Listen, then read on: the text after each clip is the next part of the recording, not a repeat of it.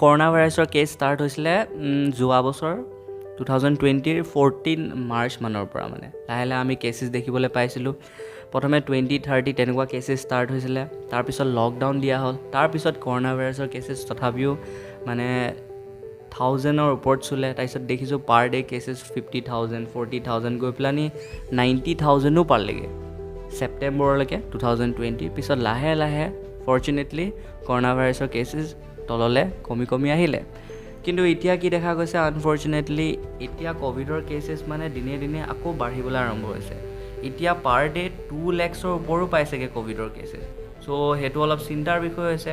আৰু ইনফেক্ট কি হৈছে, পাৰ ডে 500 to 600 মানুহ মৃত্যু হৈছে ক'ভিডৰ কাৰণে। এই নতুন কৰোণা ভাইৰাছৰ যিটো ছেকেণ্ড ৱেভ আহিছিলে, এইটো যিটো পিকত আছিলে ছেপ্টেম্বৰ 2020, সেইটো টাইমত first wave of corona virus আছিলে।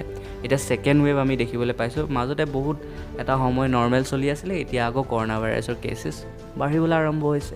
এতিয়া ক'ভিডৰ যিবিলাক ইনক্ৰিজিং কেছেছবিলাক লৈয়ে হওক বা নতুন যিবিলাক ইনফেকশ্যন হৈছে, সেইবিলাকৰ ভিতৰত যিবিলাক নতুন ভেৰিয়েণ্টৰ কৰোণা ভাইৰাছ পাইছে ডক্টৰে, চ' তাক লৈ মানুহৰ এনে আমাৰ সাধাৰণ মনত প্ৰশ্নত এইটো আহিব পাৰে যে যিবিলাক নতুন ভেৰিয়েণ্টৰ কৰোণা ভাইৰাছ পাইছে সেইবিলাক একচুৱেলি হয় কি? What is this double mutant corona virus?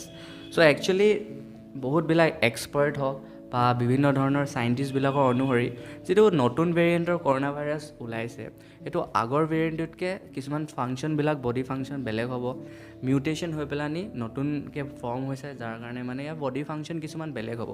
যাৰ কাৰণে মানে কি হ'ব পাৰে, আগৰ যিটো কৰোণা ভাইৰাছে যিধৰণে আমাৰ বডিৰ ভিতৰত ৰিয়েক্ট কৰিছিলে, যিধৰণে এফেক্ট কৰিছিলে, হয়তো ছেকেণ্ড ভেৰিয়েণ্টৰ ভাইৰাছটোৱে অলপ বেলেগ ধৰণে এফেক্ট কৰিব। ইণ্ডিয়াত একচুৱেলি কোনকেইটা নতুন ভেৰিয়েণ্ট পোৱা গৈছে আমি এইটো চাওঁ। এতিয়া মেইনলি ইণ্ডিয়াত দুটা ধৰণৰ নতুন ক'ভিডৰ ভেৰিয়েণ্ট পোৱা গৈছে, যিটো ডাবল মিউটেশ্যনৰ ভেৰিয়েণ্ট পোৱা গৈছে। তাৰে এটা কেলিফৰ্ণিয়া ভেৰিয়েণ্টৰ লগত মিলিছে, যিটো কেলিফৰ্ণিয়াত নতুন ক'ভিডৰ ভেৰিয়েণ্ট পোৱা গৈছে, আৰু এটা মিলিছে ব্ৰাজিলিয়ান আৰু ছাউথ আফ্ৰিকান ভেৰিয়েণ্টৰ লগত পোৱা গৈছে।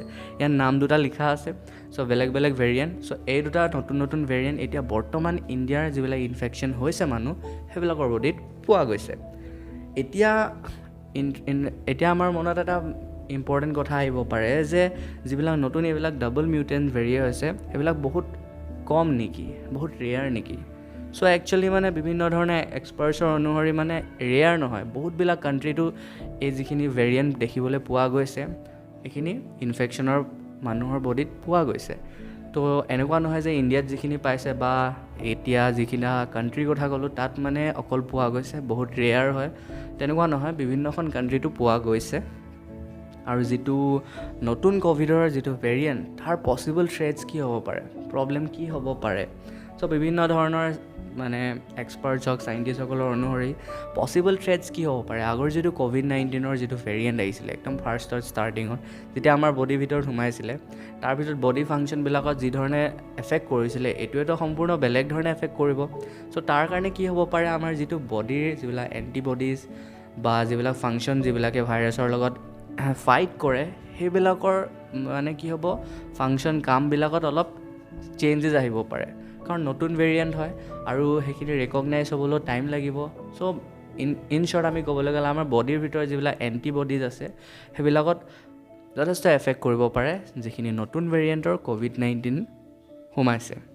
তাৰপিছত কি হ'ব পাৰে, চিন্তাৰ বিষয় কি হ'ব পাৰে, এতিয়া যিখিনি নতুন ভেৰিয়েণ্ট ওলাইছে তাৰ কাৰণে আমাৰ টেনশ্যন কি হ'ব পাৰে। চ' বিভিন্ন ধৰণৰ চাইণ্টিষ্ট বা ইউনিয়ন হেল্থ মিনিষ্ট্ৰীৰ একৰ্ডিং আমি যদি চাওঁ, তেওঁলোকে কৈছে যিটো মানে ইমিউন এস্কেপ আৰু যিটো আমাৰ বডিৰ যিখিনি মানে ইমিউন ছিষ্টেমৰ যিখিনি কাম, সেইখিনিত এফেক্ট কৰিব পাৰে। কনচাৰ্ণ হ'বলগীয়া কথা নাই বুলিও ঠিক ক'ব নোৱাৰি, বা বহুত বেছি কনচাৰ্ণ হ'বলগীয়া কথা আছে তেনেকৈও ক'ব নোৱাৰি। কাৰণ কি হৈছে, আমাৰ বডিৰ যিখিনি ইমিউন ছিষ্টেম আছে, সেইখিনি ভাইৰাছটোৰ একৰ্ডিংলি কাম কৰে। নতুন ভাইৰাছ আহিলে বেলেগ ধৰণে কাম কৰিব, আগৰ COVID-19টোৰ কাৰণে যিধৰণে ফাইট কৰিছিলে সেইটো বেলেগ ধৰণে কৰিব।